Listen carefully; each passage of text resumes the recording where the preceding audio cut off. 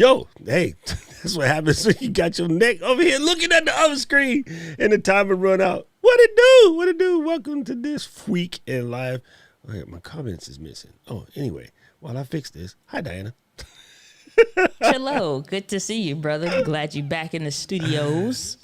Yes, that I'm able to like bend my knee 90 degrees now. It's in there. It's still like stiff and tight, but what the hell? I can It says Karen Key Brown. That's what it is. At least now when I walk down the street a little bit, it looked like, like, what's up? This Clivell. How y'all doing? Yeah, Clivell Jr. Yo, that Clivell Jr. Gotta say what's up to my peoples. What's up, Obs? Good to see you here. Mr. Kevin Cox is in the building. And Keels is here. Good to see you, Keels. How are you doing? Just wanted to say what's up to y'all real quick before we dive in. Man, it's been a kind of incredible week, and it's funny because there's a lot of stuff happening. Techtober is already Techtober is what it is, right? Now we're in a November thing, and now it's all of these like, pre-sales, Black Friday sales, whatever. But there's also all the platforms are like, let me sneak in a bunch of changes to the platform before the end of the year. Yeah, it's like because they know you're taking more time off, so they have time to make those updates. Really, everybody trying to be around family because last year they weren't. So everybody's probably gonna have a big family gathering this year. So they like, we can probably do an update. We can do a system update. So here's what's funny about the family gatherings. Here's exactly what's going to happen. There are those who've been waiting for these family gatherings to happen, and they're going to be able to do that. And then about 10 minutes in, you're going to be like, I kind of remember I don't like these. I have no choice but to love them because that's what I was told. But I don't really like them. So let me go hide in the corner and do something. And then when you go hide in the corner, what you gonna do? Get out your little iPad or your phone and start peeping the comments of your kin folks. You know what I'm saying? Or Twitter gonna be popping. Oh my goodness, right? What else will be popping? Instagram finna be popping. You're gonna be on that like looking at stuff. So it's funny. Now's a good time to start getting your content straight too, because a lot of people do have time off again, and then they'll be looking for escapes. So for those of you who create escape-oriented content, this is a good time for you. Yeah, if you do any kind of travel stuff, if you're into any recipe stuff, obviously, any kind of goods, services, commodities essentially would be cool. Or if you're an accessory to some other kind of a brand or niche or genre of something, is a good time. Most people don't think about it. They only think about their primary lane. They don't think about the associated products and services that people are going to like sideline purchase or be interested in based on that stuff. So that's where that kind of stuff just dives in. Man, it's super funny. Like I'm always looking for the travel content right now. It's crazy. I've been watching like Tokyo Lens and John and like all of the Paulo, my boy Paulo. I just been watching all of that good Japan stuff. Like, man, these fools need to hurry up and open up. Let me through. Yep. I'm coming through. I'm like just waiting. And I'm also looking for my spot in San Diego before I can go see my friends speaking over here at this little conference and whatnot. She was keeping it secret and shit. Social Media Examiner 2022. Yours truly will be honored enough to speak on stage. So it is going down. 3 days. And the list of speakers and lineups that they have, I think it said something like 62.3% women are speaking at this thing. So it is heavily emphasized. So like that's a complaint I've heard. Did you hear about the new panel with Nikki and Dinah, height deficient BIPOC streamers? What? Thanks for joining us this weekend live. We were so excited to see you. We'll see you after a holiday break. Y'all be blessed. Eat. Be merry. If any of you guys tell Nikki, I'll kill you, because if she come over here like, what? Oh, we're going to clip the replay. Try to boost stomp me with one of her myriad. Let me pick one of these shoes for kicking this fool ass. Exactly. This one, This one would be, I would get the red one, in case he bleed out his mouth, busted lip. Won't be that bad of a thing. It's March 14th through 16th, Kevin, in San Diego. Actually, you could just jump on the Caltrans or the Greyhound or something and just skeet down to San Diego real quick. So that's kind of cool. Yeah, I think it's going to be super dope. Kitty says she's going to mute me with the wrench. I just think it's so good, and that conference is relatively popular for people in our community, especially if you're trying to get up on the content marketing side of the game. Like, we do a lot with the content creation side of the game, but you recently, with your courses and things like that, have been working into the content marketing side of the game, which is dope, because I think there's for me, maybe I just put a random Fisher where a Fisher didn't need to be. There's a difference between content marketing for the marketer types that are trying to get you to do something like directly related to their companies or whatever, and then the kind of content marketing that's always providing drips of value that sort of build your influence, expand your reach, and fortify your brand. That's what I get from your content. You know what I'm saying? I mean, the thing is, it's like so here's the context that I put on it. You do have those two individual silos, but I always specify that I teach video content marketing. And the difference is it includes both, because it doesn't make sense, in my opinion, to only make content where it's advertisement, because you're essentially working in a cold market, or it's a warm market that's based on your leads or the email list or somewhere thereabout. Maybe they visited the website page or whatever. So I think that's a missed opportunity to only do that. I feel like that's a part of the equation. Also, the other side of that, to only do where you're doing content creation, is like you're putting out a bunch of stuff, but do you have a system and a way to go about doing that, so to make sure it serves the business and vice versa?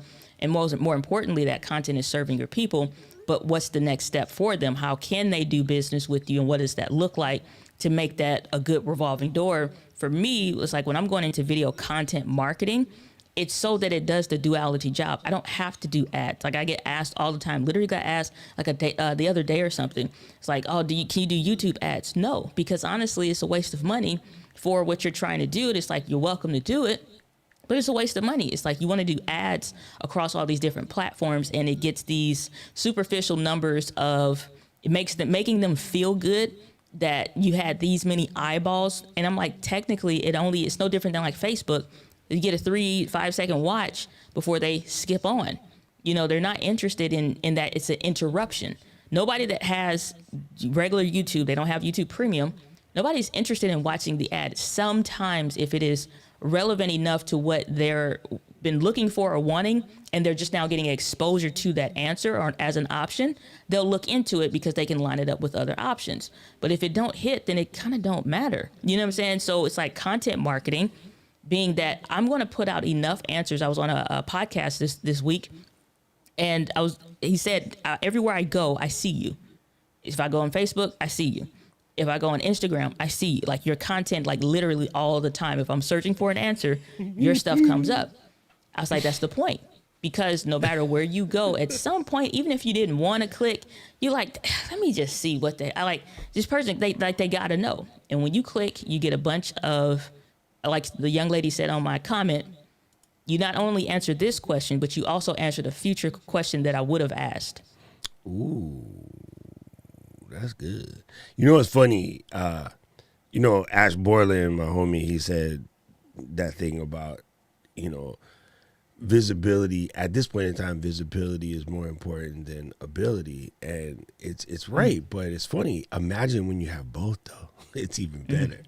A lot of the small folks that's just getting out, they don't understand that, it's okay to suck. It's okay to be where you are.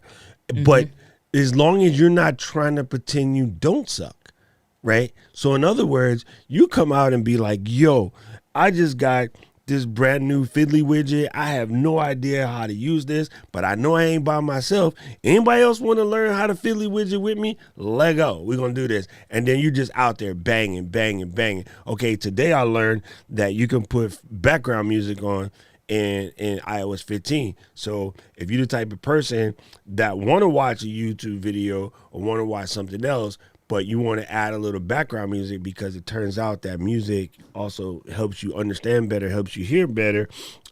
You can go into accessibility features, turn on background music. It could be, I mean, not background music. You can turn on background noise, and it can be ocean, or it can be rain, or it could be wind, or whatever. And sometimes you just might want to have that on so that you can relax, right? Because it helps with your anxiety or whatever like that. So just drop over in the settings, boom, click, show them the settings, and then scroll down to where, it goes to hearing. And then under hearing, go ahead and put on the background, noise, or back. And it could be pink noise. It could be ocean, rain, thunderclaps, whatever.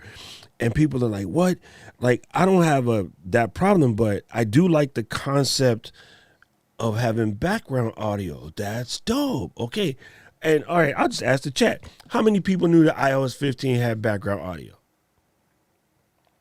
Nobody. I will say I did. I will honestly say I didn't, but I will also say I could have seen it and mentally ignored it because I hate it. Because it doesn't affect like, Yeah, I'm not one of those people that's like, I purposefully want, I'm like one of those people always searching for silence. Some people, like, they prefer and they can get more in tune when they have the noise or whatever. It's like, I'm the kind of person that operates opposite way. I sleep to the rain. All of that sound. No, that sounds because like I live here, right? Gate. See, I live here, so I like sleeping to rain, and I like, you can do ocean, you can do a little stream, like, I like that. Like, when I lived in Japan, the stream was right out my back window. So, like, I sleep super good just listening to that stream. Now, for some people hearing this right now, you got to go to the bathroom.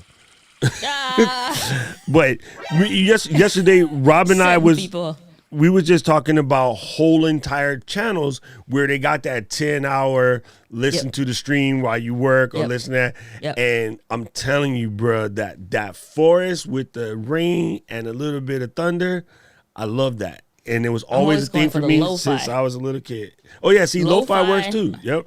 Lo-fi, or specifically sometimes Baroque music with the theta or delta waves. So it just depends on the what's what. But if I'm trying to study something, it's going to be Baroque music with the theta or delta waves, or I'm just kind of listening to the theta or delta waves at that point, and not like ocean waves for those that don't know. It's like triggering different parts of the brain. Imagine like a brain massage or whatever, because it's triggering certain tones. It gets real technical and nerdy like, all right? I like that. I like that. The brain massage. Okay, wait, Keely, I'm going to show you real quick where it's at, because Keely asked, and, I love Keely, so I'm going to just go ahead and show her where it's at. It's super simple, and, like, depends on where you live, right? Keely grew up in Canada, so she's pretty near the wilderness, so maybe elk noises. Oh my goodness, Miss D went with the elk noises. Hold on, let me do this. It's my Apollo 13, and let's put this on tall real quick. I'll show you super fast kills. It's not too far in here. I'll let you cover up me. Just put it in the middle. I don't want Miss D to be like, who covered up my face? All right, anyway. So real quick, you go into your phone, you kick over the settings, and then you go down to accessibility, not the short. Oh, yeah, it's right here in accessibility. And then you go into audio visual down here on the bottom. And then you see background sounds. So you switch on background sounds, pick yours. For me, I like stream. Someone's like, oh, ocean. I can just open my window. Hello. I'll put stream. There's a small flex. Small flex. I ain't saying. No, there's just traffic in between me and the ocean, so I don't want to hear that. Anyway, so you put on stream, and then you can adjust the volume. But here's the dope part. You can say use media when it's playing. And what that means is you can have an audio book playing and then have a little bit of that background going. Because for some reason, just the way our brain works, we hear the words better with that. You can also do it like when you're playing a YouTube video like us, where we're talking, we don't have any background music. You can have the stream playing in the back, or you can just turn it off and you just set it. So once you have this set up, when you go over here on your phone, Oh, you kind of see Yeah, that see, little Doc ear. got all them handicap stuff. Oh, Yeah, yeah. You see the little ear down there? You just yeah, pop I got the that ear. turned on. You pop I got it that turned on for ear, speaker stuff. Yeah. and then now you can adjust. Your little stream volume. Be like, some of y'all got to pee, don't you? That's it. So that's it, Kills. It's super easy to do, and I love it because when I'm trying to get my little nin on, when it's time to sleep, I gotta like shut the brain up because the brain just don't do. So it's either First of all, we're listen not to some acknowledging Keely no more what? because she got a haterade comment in the chat telling us I'm not mad at DG because she's still reeling from the height comments earlier. We don't need to keep bringing that up, Keely. We don't need to keep bringing it up. Paul said that phone would end up in the stream. Yo, That's funny. Chocolate this- Twist Yoga said, "Is it better to suck or be stuck?" I love that love question. that. You don't even know. Okay, I'm posting on I'm Instagram trying- today. I chime in on that for a hot second. So it's Oh no, not she a knows the all-day answer. occurrence. She's. I think she's I get it. posting that as I a get it, yep. as a take this in the face. But I love it. Go ahead. I say it's always better to suck than to be stuck because you know where you're stuck at. That's the funniest thing I've ever heard when people say I'm stuck.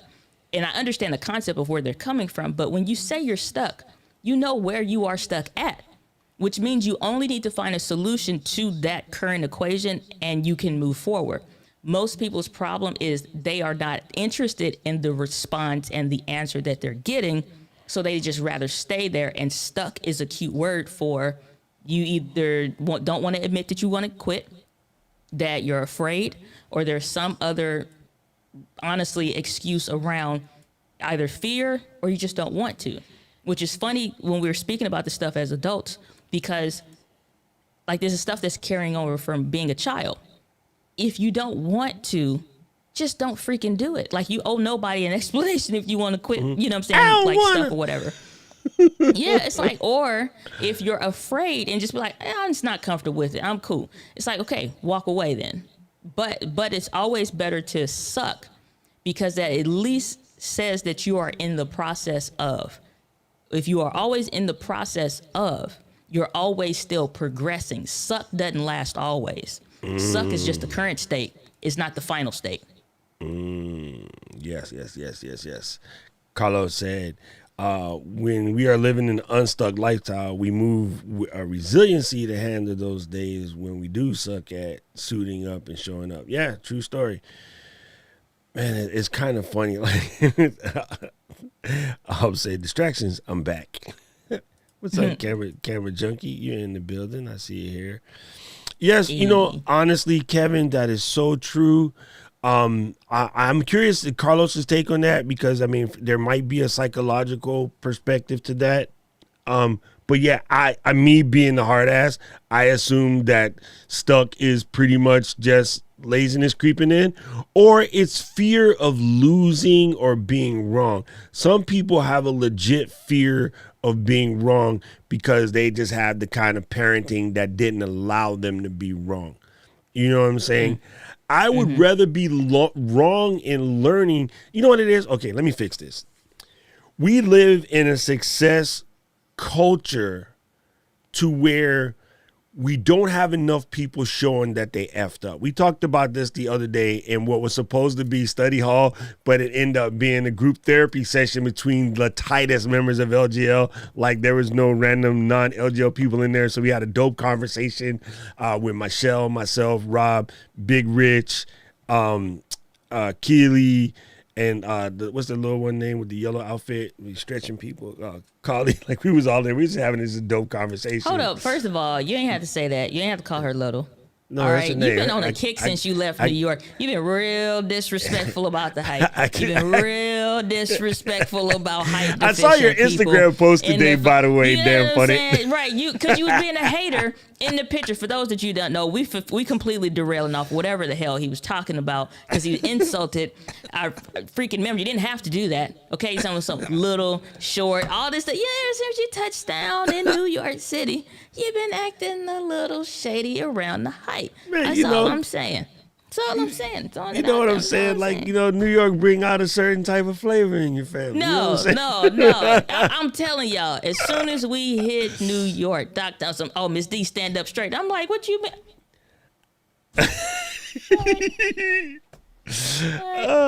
Hey, Carly said I'm giant on the inside. Yo, and so anyway, what we was talking about, which was funny, is like there's so much of showing the success side of what's going on in IG. And I understand celebrate your victory, but we're always showing off the wins, the wins, the wins, the wins. I'm like, legit, no cap. When was the last time you saw anybody of merit come to the Instagram or the Twitter or Facebook or whatever and be like, yo, gang, I effed up. Like, I did this completely wrong. This was stupid. This was ignorant. I failed. But check this out. I'm back up. Let's go. Let's do it again. Because the whole thing is everybody loves to see somebody winning because they lose trust and like comfort of thinking and there's whatever ideas that they're this kind of a person when they show the failures. And I've seen it be called like attention seeking. Yep. When people are saying, or you see them crying, or what other kind of stuff have I seen? Like they just sharing a whatever situation is like a messed up something. They may be doing moment. an IG live. Yeah, it's like the IG live in their car or something. It's like you see people in the comments underneath saying like they just doing it for attention. Well, do you want them to show their whole thing? It's like you act like you'll never have an issue, and it's like they can't win. Is that what you want them to do?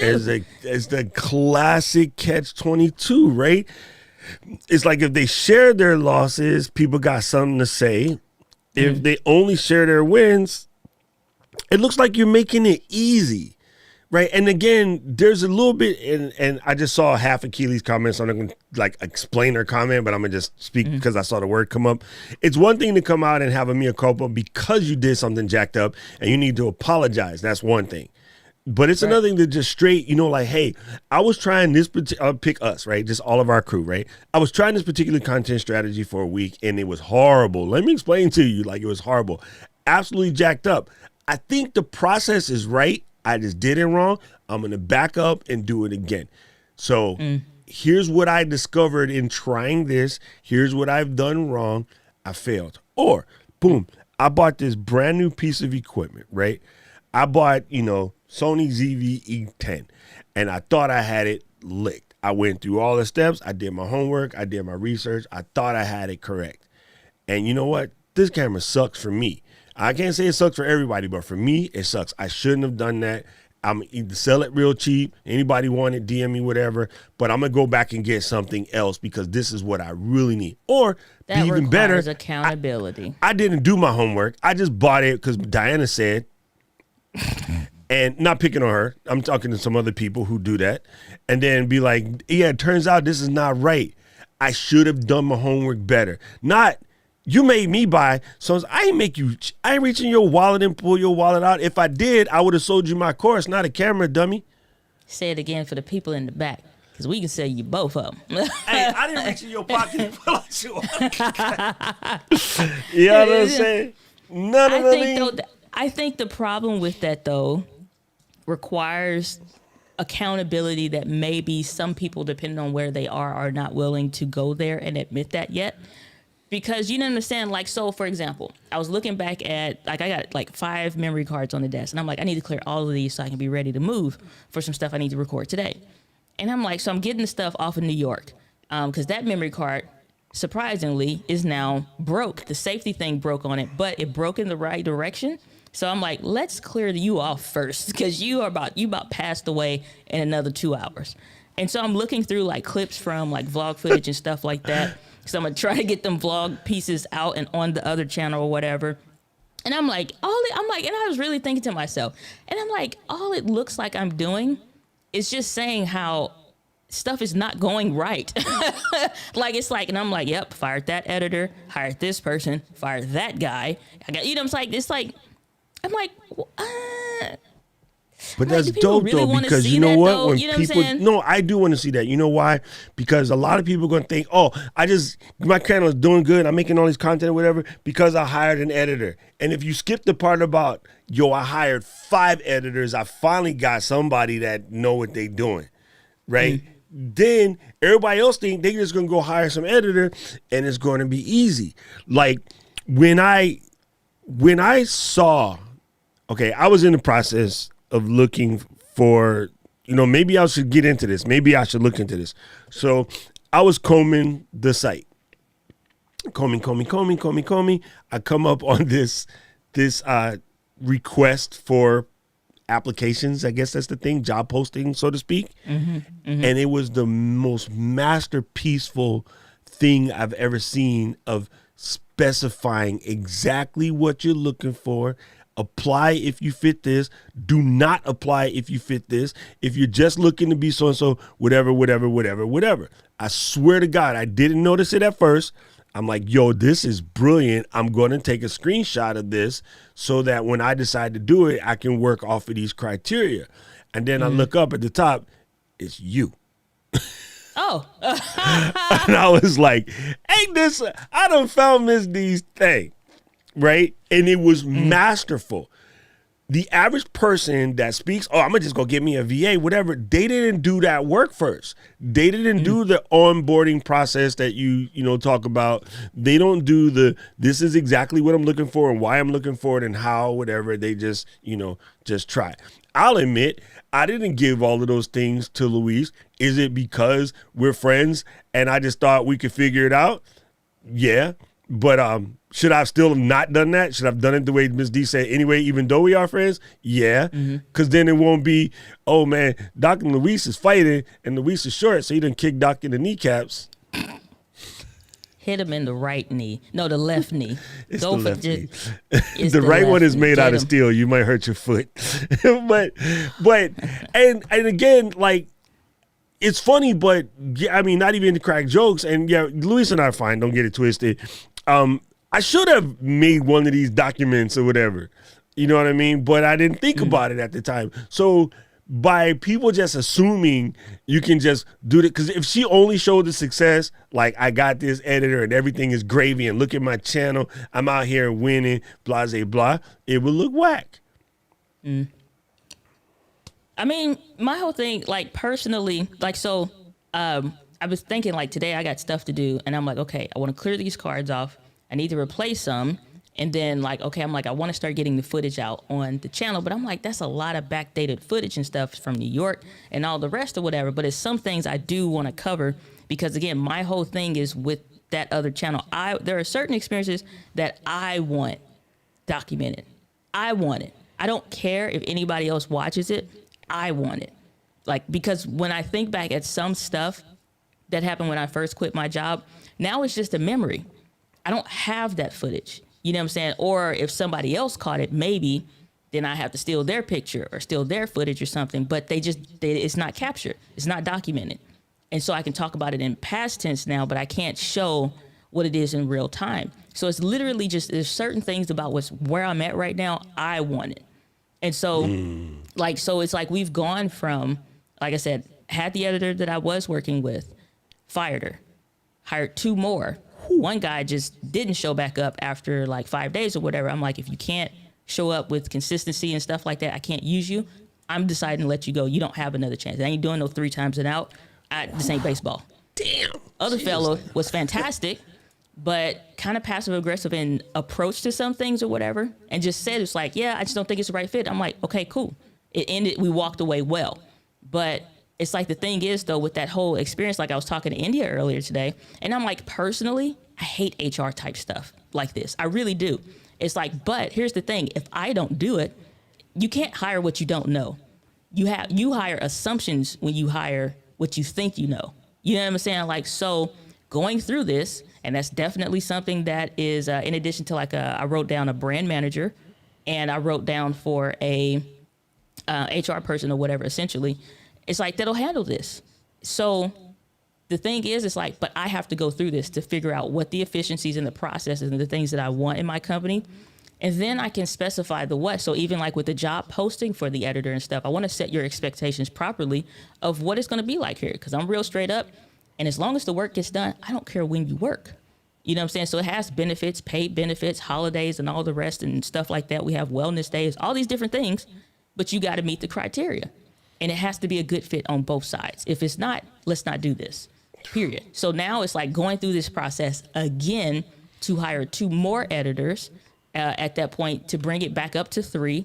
And then around the, hopefully like within the first and second quarter stuff, depending on the trajectory of things, it's like I'm hoping to bring on another assistant that'll be under my assistant. She's ready to move on to other things that I want to put her into. So, you know what I'm saying? Like this whole experience and process of the whatever, I would have loved to have really seen past what we saw in The Law of Success and 16 Lessons and Think and Grow Rich, both by Napoleon Hill. And even like you can have like biographies of, you know, Henry Ford or whatever. What was it really like? You know what I'm saying? For him, if he had documented his journey, for example, in building Ford, what would it have been like if Andrew Carnegie documented his experience in building all of the hell of what he built? What would, you know what I'm saying, would have seen versus a third party perspective. So that's my biggest thing with kind of like what I'm doing. It's just, I don't want a third party perspective later. I want the first person perspective so I can see even 5-10 years from now, how have I grown, or where, you know what I'm saying, I made a mistake or something that I know and I could show of the when and the where and this, why this stuff happened or whatever. You know what I'm saying? So it's just like, for me, it's just, I want my own experience documented in the first person. Damn, that's good. That's, I don't know if y'all paying attention, but every single syllable of that was just factual. It's crazy, but yeah. First of all, Greg, congratulations, brother. You did it. You know what I'm saying? And as an ex-builder myself, I know exactly how hard that is, and you did good. So now the question is, now that you finished cut, can you eat, or you still got to do one more event? Greg, he did his bodybuilding event. Sweet. That's dope. Super dope, man. To have it done is like the whole thing is finished. You know what I'm saying? Like that's something special about that. So the way a lot of the events work, though, what happens is after you posing your, you know, thing, the next day you'll come back and you'll have to do the they call it the overalls. The all around, each competition's got different names for it or whatever. So the overalls, the all around, up and down. So normally, like at the end, you'll go, you know, when you're ready for your posing competition, you'll do, you know, like a water cut, right? And then you don't have any salt because you're just trying to get the muscles to just like sort of show all of the stuff.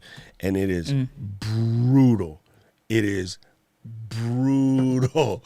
And then like you can't wait till it's over. But you also can't, after you did that for a couple of days, when you go into cut mode, you can't, when it's over, just go and have a big ass meal, because I did that before. It's kind of like fasting. I'm guessing you so gotta like proper refeeding or something. Yeah. Yeah. Interesting.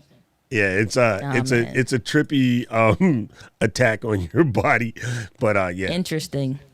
The way you know, it's funny. I got into bodybuilding. You know, it's funny. I think Greg is probably the same way. Assumption. I got into bodybuilding for the challenge, not for the vanity side of it, and I got out of it because there was too many people in the vanity side of it. You know. And that just drove me crazy because they were just irritating. I just couldn't deal with them. And at the time, I wasn't good at knowing how to ignore people and just do my own thing. You know, I was too busy trying to be a people pleaser, and it just got to be a lot. So I'm like, I'm out of this mess. Plus, there was some random cheating because, you know, nobody wanted an outsider. You know, not being from the island, nobody wanted an outsider to win. You know what I mean? Tough. Now it's different because I've been here long enough. Like everybody knows me, they would have been cool with it. But back then, it was like you can't just have some dude from the mainland come over here and just like, you know, take over. So it was just a lot of like BS involved. But it's a dope thing to get into just from the health side of it, whatever. And no, so everyone's like, how'd you go from bodybuilding to be a fat? Well, it's because I broke my leg and I was so used to eating like a bodybuilder, I forgot. And then so when I broke my leg, I broke it bad. I couldn't walk for like a year, and I ate like a bodybuilder for a year, and it was like stupid. Yeah. Dang. Anyway, I know I Peter ate like I was Lindgren. bulking. Yeah, go ahead. Peter Lindgren, he was just sharing how he stopped bodybuilding or whatever, because he already is kind of like real big and stuff or whatever. He had to have that bone or a portion of his something removed for surgery or whatever. Because when he was lifting weights, it's something about a pinched nerve. He had a bunch of blood pooling under his arm or something. It was bizarre, but I didn't know that I just assumed like he worked out because that's some people that's just their thing. Well, turns out he used to be a bodybuilder as well, and he decided to stop or whatever. His thing was, he said that he would be he just wanted to eat, I guess, normally or whatever, and not be so focused on and restricted based on that solely for that thing. I guess he just kind of fell out of it, which is interesting. So I always wonder. The diet part of it is actually really, really difficult. It's Yeah. not, not a starvation thing or whatever. It's just you're so focused on the calorie splits and the protein, fat, And goal eating. rich. Yeah, so it was a lot. Anyway, this weekend, Fat This week guy in is talking fitness. about bodybuilding. This weekend back fatting. Yeah, I kind of, little muffin top ain't hurt no one. Here's how you keep that holiday back fat. You just put a little powder on your fingers, smear it in between. You gotta raise it up, and then you let it clamp back down. You just Damn. Ow. hefty people, you know how we do. It's a sale on Charmin and baby powder and all kinds of stuff on Amazon.com this week. Yeah, thank you, Carlos, man. I didn't know all of these things, and I still probably don't know. It's just something that I've just recently, I guess I've heard, and that's like, I kind of represent that remark. And then, like, people pleasing is horrible, man. Like, it's a tough thing to do. Man, I think I need to read up on it more and just understand it more. But just from my own personal experience, anecdotally, it took a lot out of me. And I realized it even more so during the pandemic. Because, like, I thought I came to grips with it. Like, the subtle art of not giving up. You seen the book, right? I think I had come to the conclusion that I wasn't going to be a people pleaser before the pandemic. And I thought I had it out of my system, right? But before pandemic hit, I was still a DJ. I was still like, doing the club thing or whatever. And just that's part of the job, so to speak, right? When I was not in it for a couple of months and realizing I didn't miss any of it, people were like, this is going to sound super bad. I hope nobody's watching.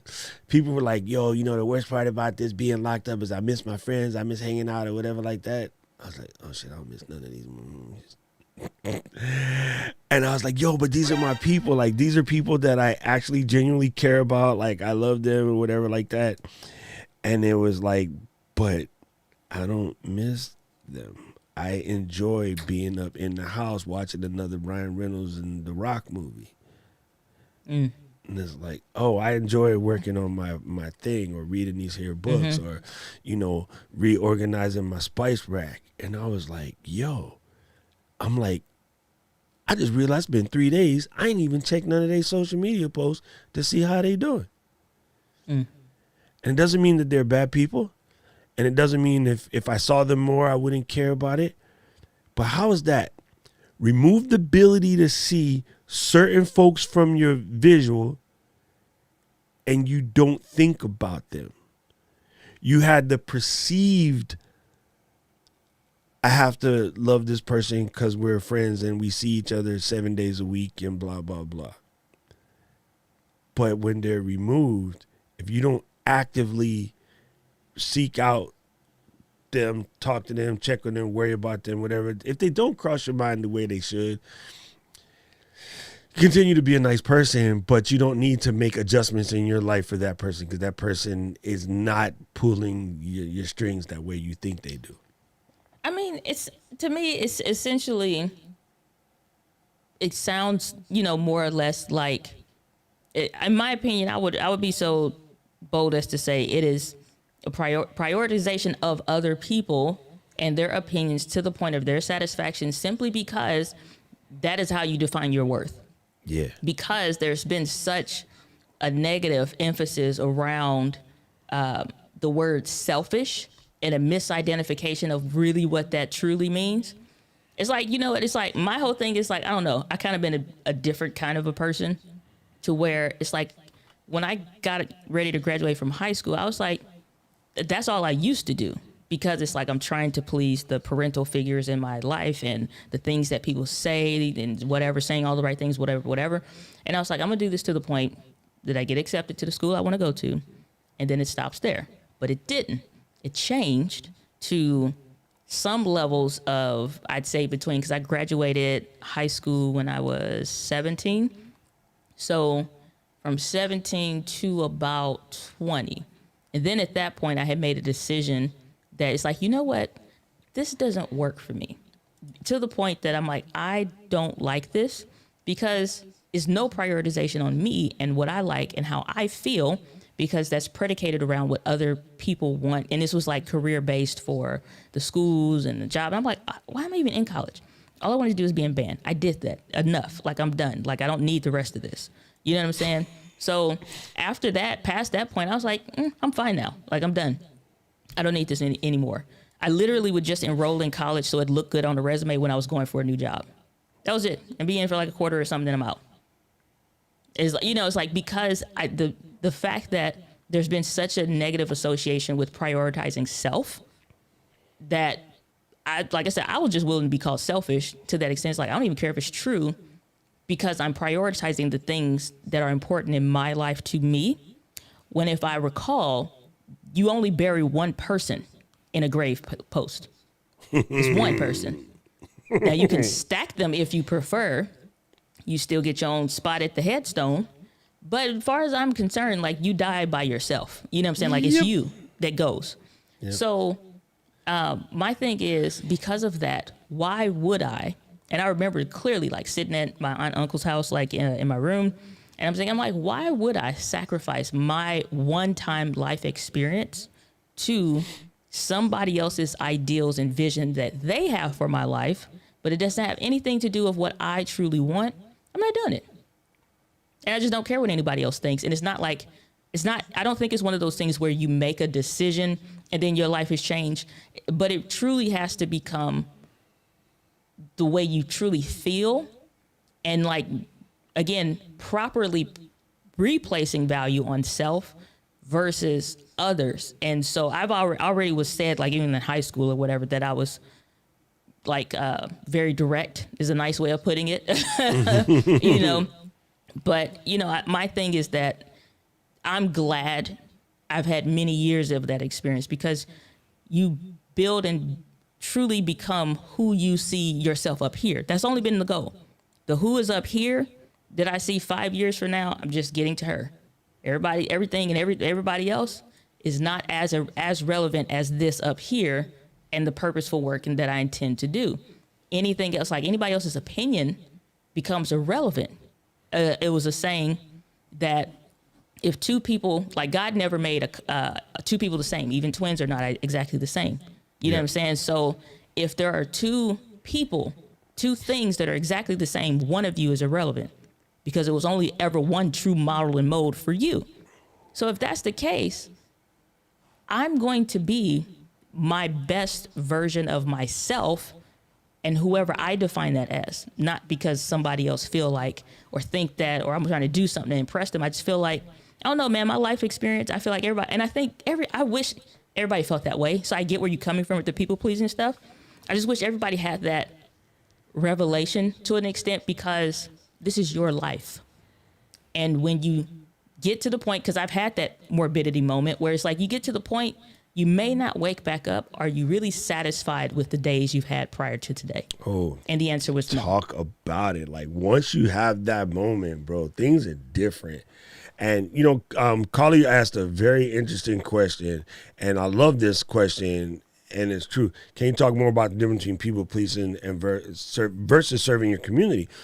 To me, and the difference could be complete. They can cross over, but I believe that for me, in my definition, the people pleasing was my friends and my family, and putting everybody else's needs and wants and stuff up before me.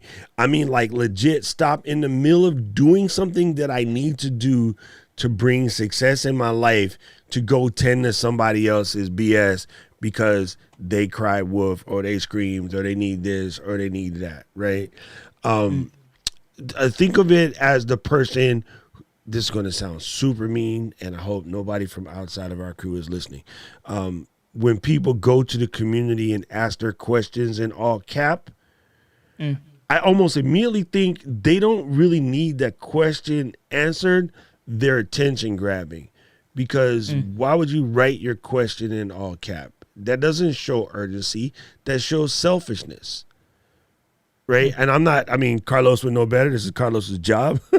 But I think that just that level of self-aggrandizing, I don't know if that's the proper word, whatever, where you're just going to go into a place where everyone is having, general conversation, and then all of a sudden be like, hey, my stuff is stuck, and I'm wondering if you can help me fix my stuff because I can't connect to the internet right now. Like, you wouldn't do that in real life. So why would you do that in a communal situation? Some people would do that. Some people do that in real life. I guess. I guess you're right. I keep trying to be nice to folks, but I can see try to where. Be nice. I try to be accurate. That's the best I can give you. Oh, damn. She's brutal. She's brutal. Because here's the thing, though. I think people pretty much know by now. I think my character has been very well seen documented. And defined. Yeah, it's been well documented. You're not coming to me if you wanted a shoulder to cry on. Like, you know what I'm saying? So it's like, if you coming here, it's like, not that I can't be empathetic to a situation, but if you didn't come here to solve it, looking for solution-oriented things in that point, like, I'm not your first person to go to when something's going to happen. I'm saying, like, business-wise, whatever. We talked about that yesterday in our little chat, because I was like, bruh, because, I brought this up before, and it's super funny because we totally on the same page now. But when I first met Tawana in Kirkstream, she had asked me, don't you think that you would do better if you came in with a little bit of a lighter touch? And I was like, nah. But to hammer that point home all the way, my thought is, I really want people to stop with that cheesy "you do you" comment,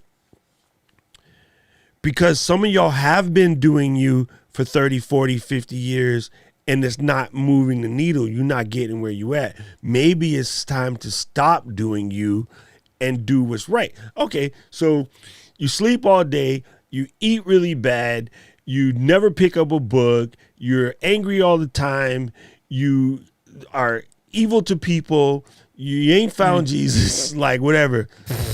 Do you? Nah, mother. Stop doing you. Start being a nice human being. Start, washing that ass properly. Start getting up and putting some, definition on your life and whatnot. So, stop with the you do you shit. It was cute back in it. Actually, no, it was never cute. Let me stop lying. That shit was never cute. It was a cute saying. It was, you know what I'm saying? It was in the initial understanding, and then they jack it up by overusing it or misusing it. Yeah, there you go. Yeah. I mean, okay, so to answer Kylie's question, my side of it, the difference between people pleasing versus serving your community, I would take that to what Miles Monroe said. He's like, that you've properly identified your purpose when it has nothing to do with you. Ooh. So at that point, because when you are defining your space of where you're going to go, you know what I'm saying? Like, let's say because it's yoga for you, let's say your goal was, like, the purposeful work that you're doing is to help people everywhere get their mobility back, right? Like, that's the goal, like, whatever, you know what I'm saying? They can be more efficient, more physically fit to do what they are designed to do, right? Let's say that was the goal. That goal has nothing to do with you. That purposeful work has nothing to do with you.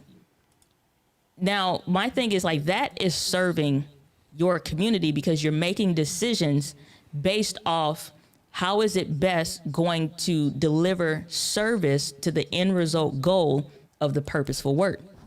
When it comes to people pleasing, You're making decisions that are going to get people's approval, which may mean you can't have the hard conversations because they aren't going to like that. The conversations where, and I had to be careful of going there in certain streams or whatever. And I think last year around this time, kind of a deal, I know I was getting hit heavy with the Rodecaster Pros, like why you didn't buy one. It was a little bit before, I think, why you don't buy one. It was something else. Like it was a bunch of stuff. Why you don't keep making content around the M50? You could blow up with that. Like I had a lot of things that was coming at me from the community. And I had to get real on one. It wasn't like I intended to start the stream that way. The conversation just kind of went that way. And it's like, listen, if I'm going to lead you, leaders aren't designed to take you places through a comfortable path. I'm just going to take you through the shortest path to profit of what you're trying to do, or the shortest path to success, which may mean if you are not setting yourself up in a way where you're getting the things to get you there, I'm not making excuses for you. I remember I was on a live stream really, really early on, like almost day ones of getting started. Sean Cannell was just getting started in his course stuff. He was trying like a baby off or something. This thing was $7 US. Somebody said, well, what if I don't have the money? Sean, being the nice guy that he is, took a way different approach than if I had got that question. Because he's like, you complaining about $7 and that's a cheeseburger your mom and daddy at least buy you. You know what I'm saying? So he was like, oh, I don't know, just that, whatever, maybe you need to do. So he's trying to find a nice way to say it. I'm not that kind of person. You know what I'm saying? Yeah, Here's the thing. Maybe this isn't for you. You know what I'm saying? At that point, because if you have the galls to ask that kind of a question, you're not ready. You know what I'm saying? That's my whole thing. So people pleasing is you are not making decisions in your business or your content, if we're going to go there. You're not making decisions that are based on the best level of service to that group of people. You're saying and doing things that are going to make them happy or complacent. If at that time I had said yes to all the things that other people were suggesting from the community or whatever, then it's like they're leading me. Who's doing what job now here now? You know what I'm saying? Because leading also means letting people fall off because it's a choice. You know what I'm saying? Like you have a right to follow and you have a right to fall. Whichever one you do is on you. My thing is just to carve the path for you to help get you there from A to B. That's it. The rest is up to you. You still have to do the work. So that's my thing between the two. Damn. Brilliant. Like absolutely brilliant. You know what? It's super funny. It's so easy. Like, yeah, that $7 thing, man, that would have just, oh my goodness. I don't know how Sean did that. I would have lost my He's a good person. Cause I'm like, I'm like, you know how you be typing in a bunch of stuff? Now you probably hit the enter button. I just be like, I'm just gonna go ahead and delete this.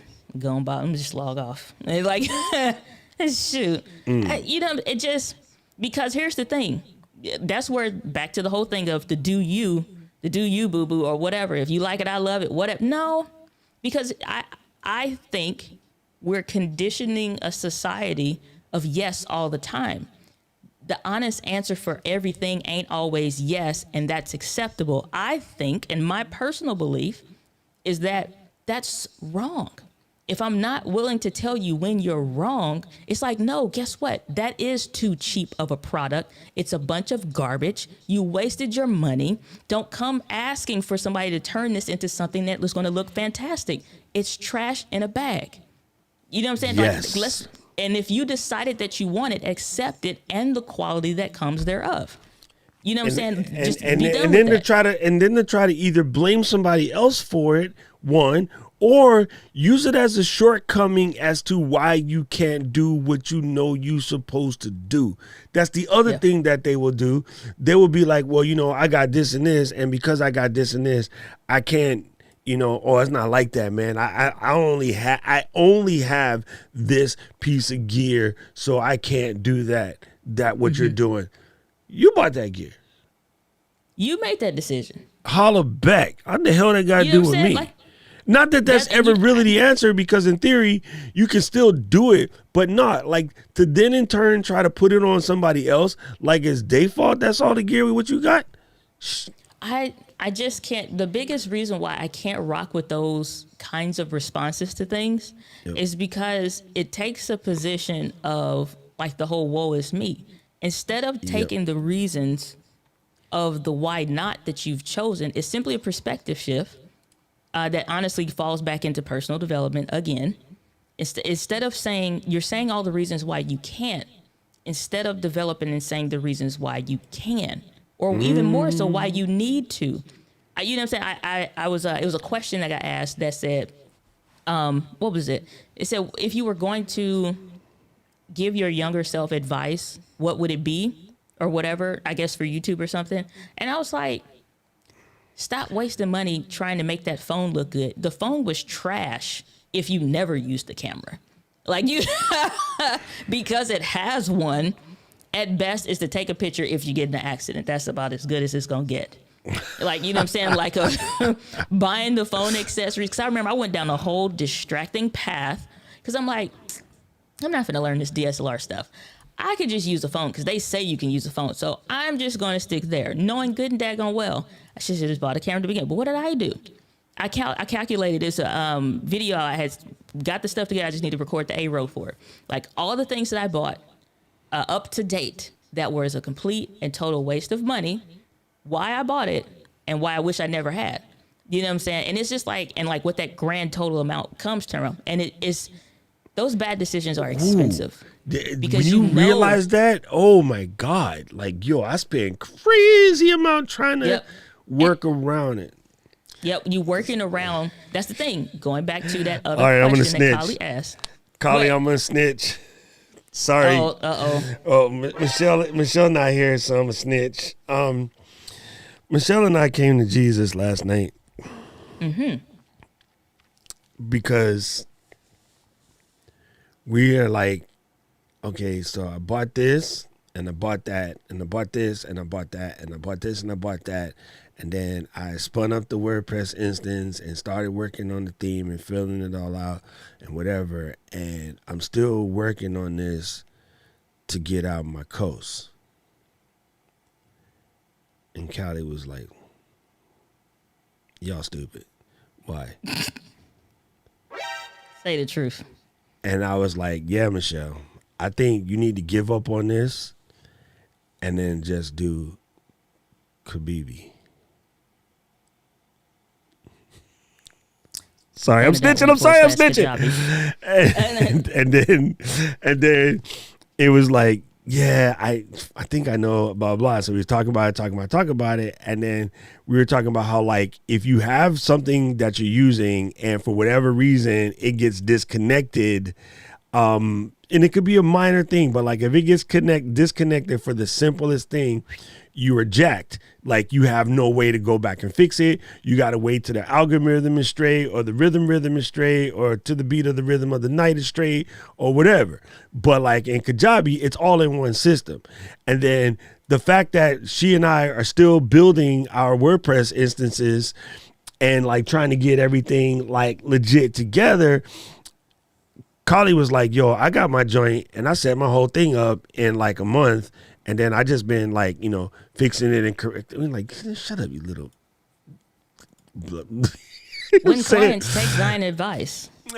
So, right. So it's kind of funny because we was on it and we both had this moment where like, okay, so yeah, come next Friday, you know, we're just going to pull the trigger on whatever they do because it turns out we've spent more than we thought that $159 a month was going to be over the last year trying not to go down to Kajabi hole.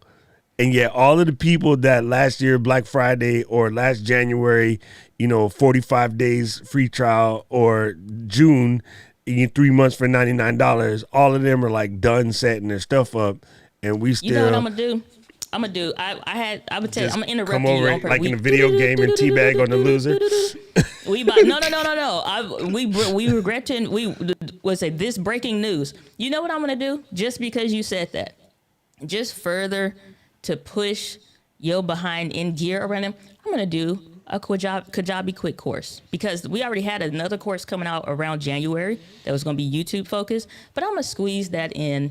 And I probably can do it this month. And I'm going to throw that up on a website. And may the Lord bless you and keep you always. And it's going to be on how to go through this in Kajabi. Because you know why? You know why, Doc? And this is going to sound real dumb. I'm going there. Y'all. It's already real Yeah. dumb because Because I got slapped.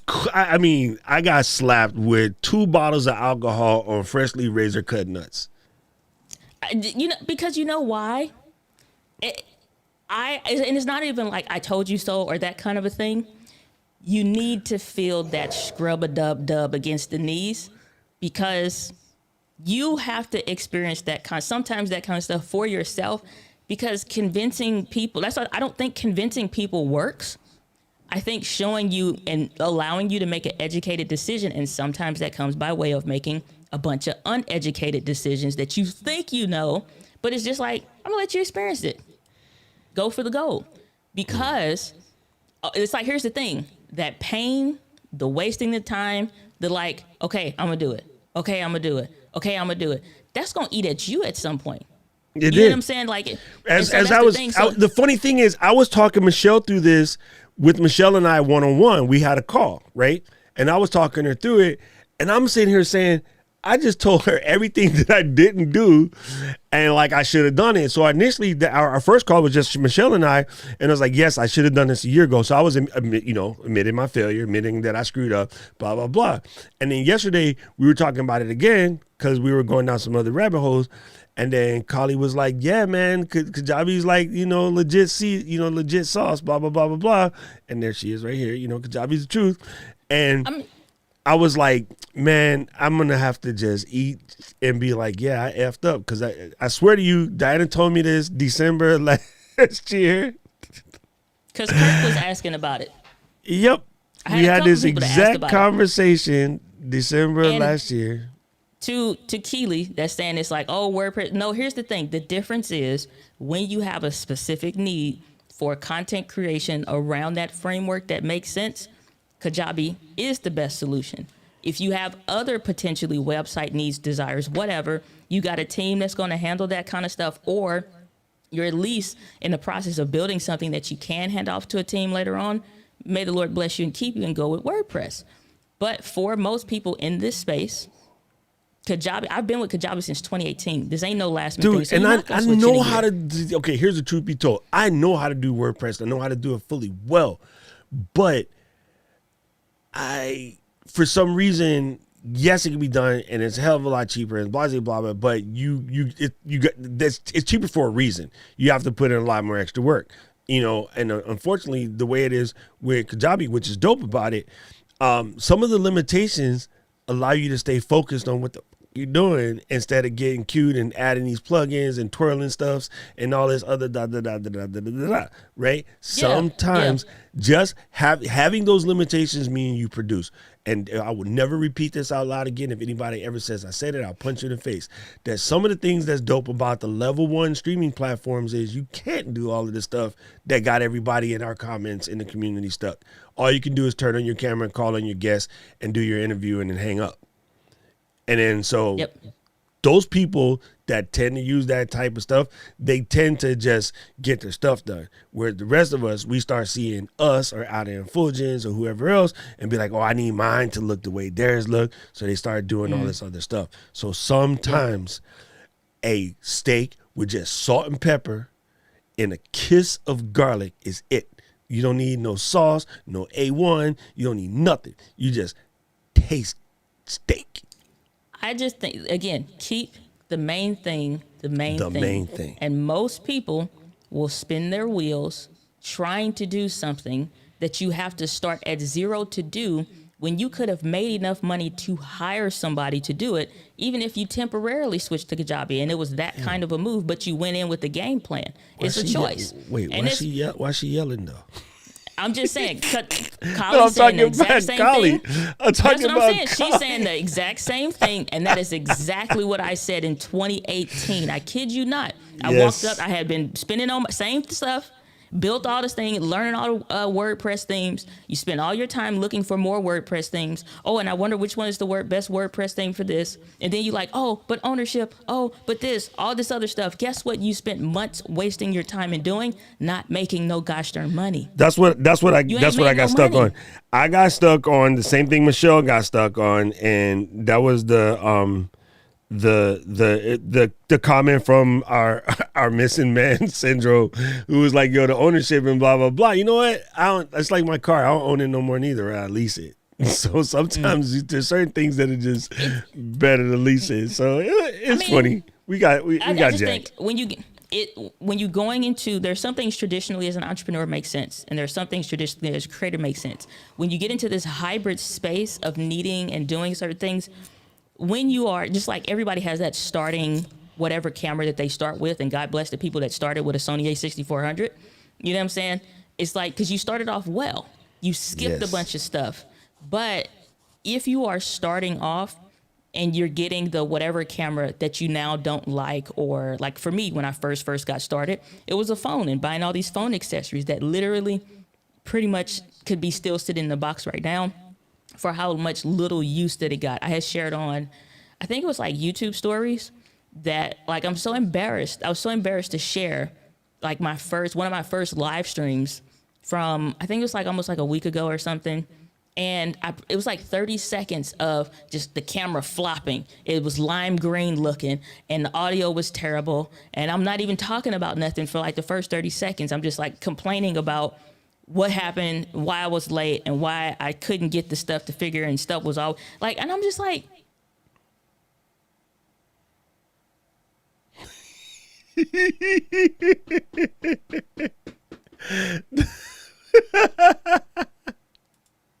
know what I'm saying? Like, so it's Bruh. like, but you can't coach people through some stuff. You just got to experience it. But if it's right for you, then it's right for you. But let's not make excuses for when the answer is there and you just don't want it. Hey, you know Maybe what's Lord bless funny? you and keep you always. I'm gonna have to back all the way up a little bit. I did put this on the screen, but I'm gonna put it up again because Tracy just freaking came in here and threw a heater. Yep, I saw that. Yep. Some people need to cancel. I mean, people need to cancel their subscription to mediocrity, and I love this so much. I say this all the time.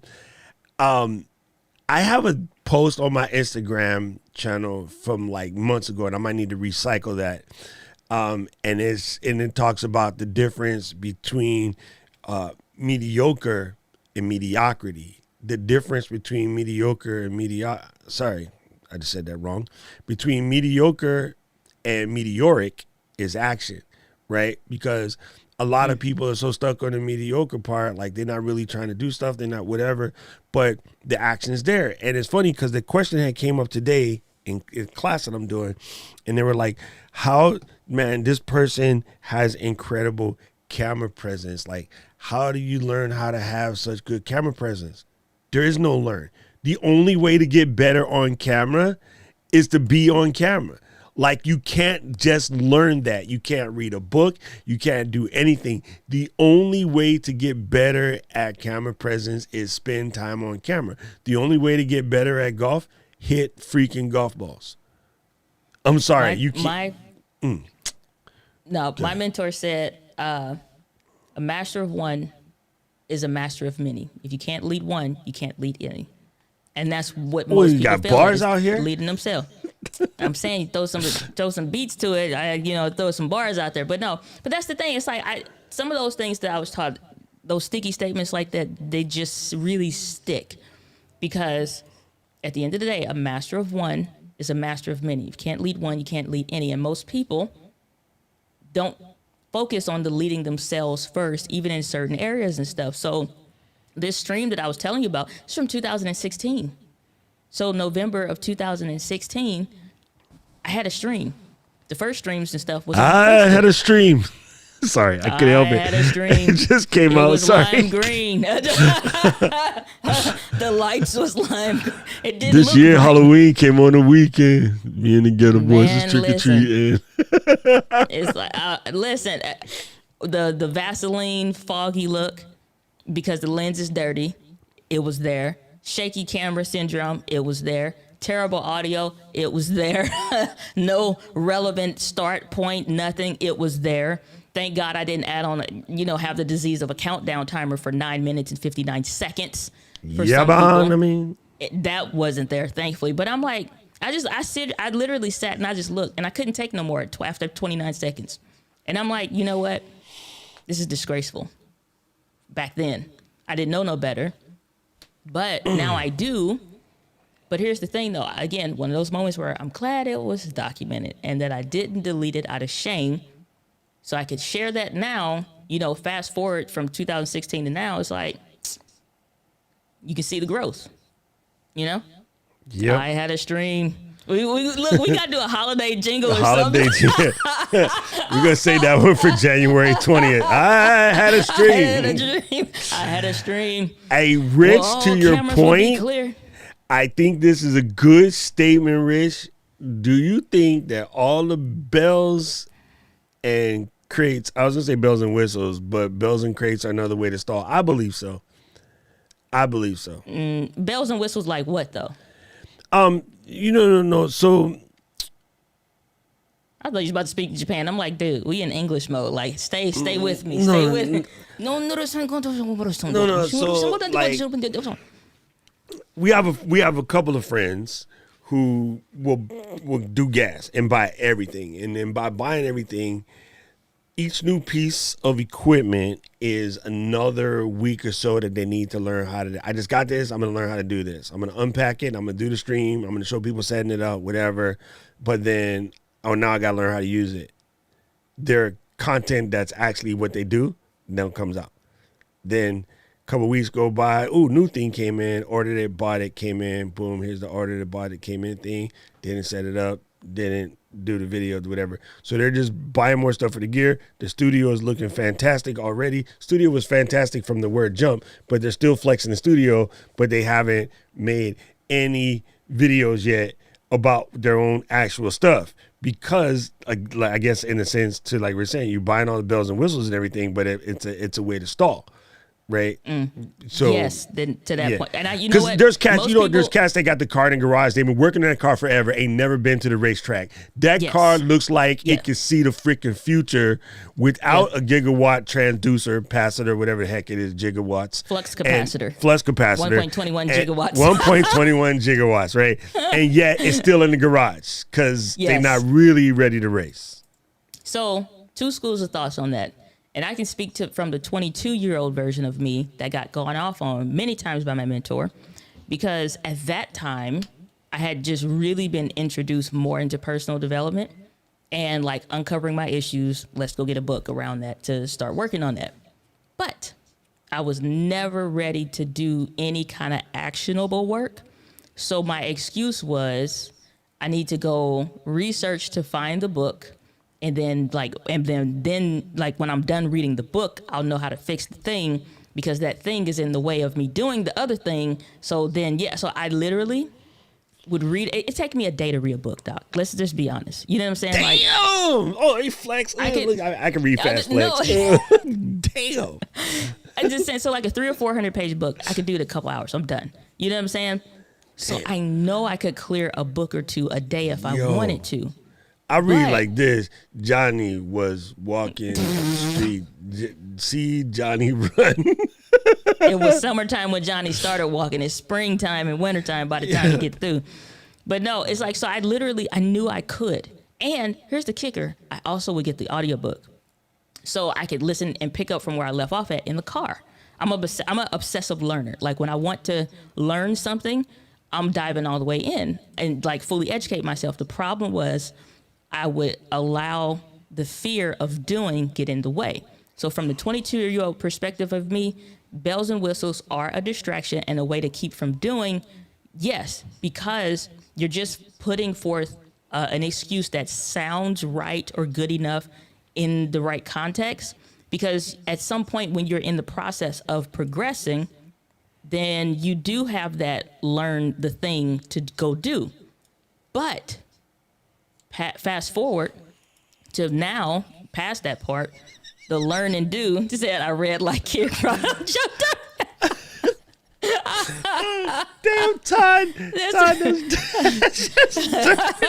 oh my God, Todd, that's blessed. Oh. But so like current version of me now, learn and do concept is known, right? Only because you'll spend years never getting anywhere, but the bells and whistles of a thing will become an advance in your process because you didn't let success become predicated on whether or not you had that knowledge or whatever, or that thing. Yeah. The fact that it shows up in the process of you moving forward, you say, great, cool, you solved the problem more easily, but I'm moving with or without you. That's the difference. So like the how I move and operate now, I don't care if I know all of the right way of doing something. I'm removed from the how. The how is none of my business. I'm only concerned with the execution and getting it done, because I'm gonna learn either way. It's never gonna be 100% right, even when you're guided with a mentor. So it's like you got to do the execution. So that's what I think when it comes. That's a great question, though, Rich. That's dope. And to Mr. Camera Junkie, it is 1.21 gigawatt. Yo, I'm gonna do everything in my power not to start singing YouTube. 'Cause, Singing? yeah, because you say you're gonna do with or without you. So Oh, I'm gonna gosh. do everything I can not to let that one slip out, because now it's stuck in my head. Man, this was great. Like, this is absolutely great. And it's kind of funny. I said, oh, we should talk about what people should be like looking into for Black Friday. Oh, it's but supposed to be gear focused. Well, yeah, we can do that next week. And gang, if you see something, say something. In other words, and Why not does in it sound that like manner. a Yeah. News Channel 9? If you see something, say something. What, Only what I YouTube mean by prevent that, if forest you fires. see something dope pop up, let the community know. For instance, like this popped up, right? It's only 189, and it's a 15.6 inch, like, monitor. I believe this one has touch. I didn't read all the way into it yet, but it's on sale for another couple of hours, so it's good. I mean, so we gonna talk about some Is of that that a stuff. touch portable monitor thing? Yeah. Because we were talking about okay. like, some portable monitors for a little backpacking Traveling. setup or travel setup or whatever. So I agree. For me, I'm going to be focused on tools more so than gear for the next little bit. As he waits for this A74, I'm going to be focused on tools, because I think a lot of tools are some of the things that people need to get, the process. We will work on process. But now Rich's comment and Dinah's answer to Rich's comment, also important to put into play as you're making some of these decisions, right? Like, there's one thing to collect a bunch of tools, and you got that pretty Craftsman. You roll out the drawer, everything is labeled, everything goes from like 1 inch down to 3/16 is perfectly organized. There's not a speck of grease on a single tool. Not because you clean your tools, because you ain't never used them. That's a different story. We don't want that neither. So Don't come near my car if You know your what I'm shop saying? ain't got no grease somewhere. yo, I'm saying mechanics with clean fingernails scare me, right? And plumber that the butt crack don't stick out, I don't trust him. Can't trust them. They ain't never bent over to fix a sink. Yes. Oh, that's the other thing too, Carly. Good point. I'm glad you said that. In the group, go ahead and say what you're looking for, because that way if somebody see it, there's just a lot more eyes, right? We're going to be like 1,000 eyes on Netflix if everybody is helping. Oh, I know Carly's looking for a slider. If Ice Shark Nano goes on sale, yo, little bits, Ice Shark Nano's on sale. I'll just hit her up real quick, right? And then so you can help each other out that way. Or if you got something that you need to get rid of, like Felicia, she got the same cage I got that don't fit the 13. Ask anybody in the group got a 12, want a cage. You know what I'm saying? Yes. I can't. You mean phone? Yeah. iPhones? Yeah, because Oh, I got okay. I got that cage too from last year, but it doesn't fit the new phone. The new phone's slightly fatter, and the cage is meant to be tight, so because it's a protection. So she's going to give up her 12 cage for really, really cheap. So like, yeah, if you got something sitting, don't let it sit, because somebody in the group could probably use it. You can get a little bit of your money back, and it's over. If it's sitting, then you jack. And I saw a comment the other day, which I completely understand, but then I don't. Somebody said, oh, I'm having a hard time selling my old MacBook for like that, because Apple said they'll give you $1,500, right? And they said I'm having a hard time wanting to sell or trade it for $1,500 because I paid $35 for it. And it's like, yeah, but if you're not going to use it and it's sitting in the corner, then you really never going to make that money. And the way computers work, if you let it sit in the corner for 3 months, it ain't worth that $1,500 no more. You know what I'm saying? So if Apple said 15, you could street sell it for 18, and get it out of your hands. And some people will say, well, I can't sell it for 18 because, I just bought it like a year and a half ago for 35. Nobody cares about that. Nobody Like, cares no, about like, it. Holla. nobody. And car is way worse. And normally Apple resale is very high, but because of the new chips came out, this is the first time in like 10 years that it has that kind of problem. You're never going to have that problem again. So just eat it and move on. And if you haven't made the money that it costs, that $3,500 in this first year anyway, you kind of up. I don't know.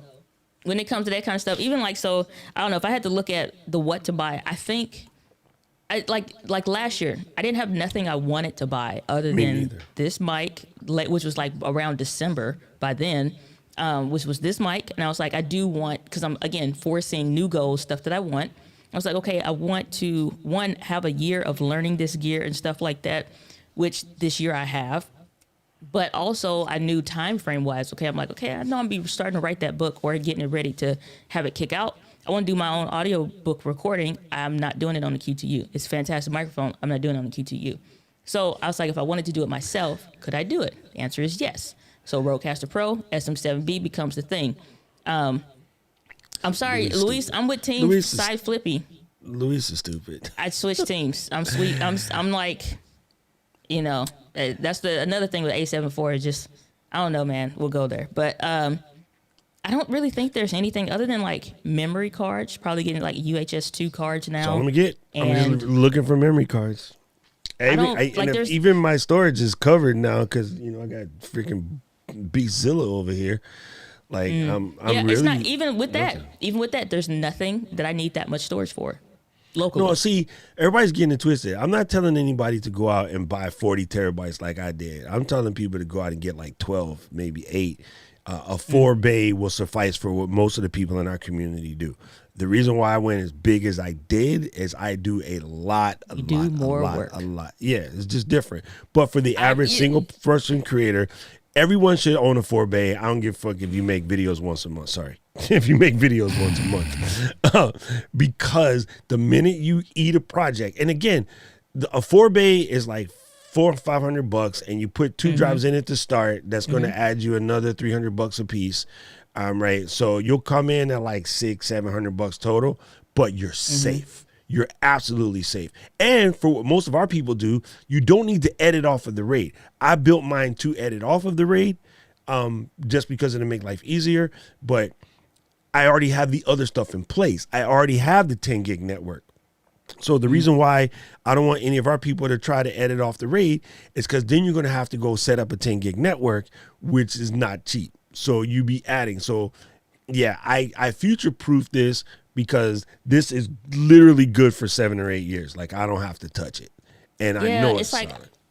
For me, I'm not going to go that route simply because it's like I'm flying real light these days just for the workflow. Again, building a team, not needing to edit unless I want to, or I'm just really going to do same day, record, edit, and upload in a day kind of a thing.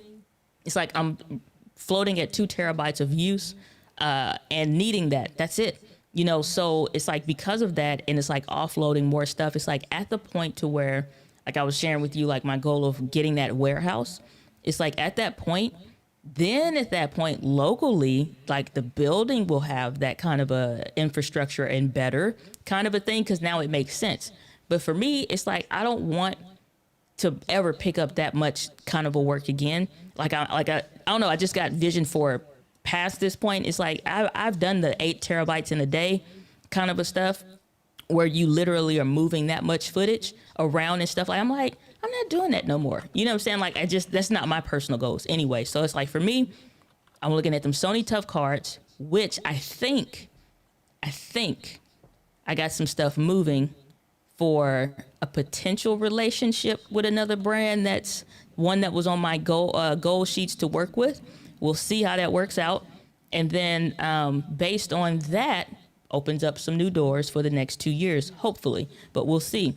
But I don't know. I'm just looking, like I said, I can't get this warehouse thing out of my mind. That's like the goals I'm moving into. Then at that point, I'll consider something else. Oh, yeah. I mean, you definitely need it if you're going to do something like that. But, yeah, I mean, I'm telling everybody, like, for some folks, man, like, knowing where you at, like, the smallest little, like, $200 and something tube aid will set you straight as long as it's expandable. You know what I mean? Because you can't go past that's the it. key. But like recording to just saving them to the giant big MyBook drive sucks, because those drives suck anyway and they fail, and then you're gonna be even more sad. So everybody Yeah, gotta still, come it's just more. I was just saying, it's more of a bigger loss versus. Yeah. You know what I'm saying? Like, okay, you got 10 terabytes, but that same 10 terabyte can disappear together in any given moment. Yeah, There's no I'm setting up There's no redundancy. for loss prevention. Anyway, I got to talk to Katie. Exactly. I'm gonna get yelled at for something. Ain't my fault.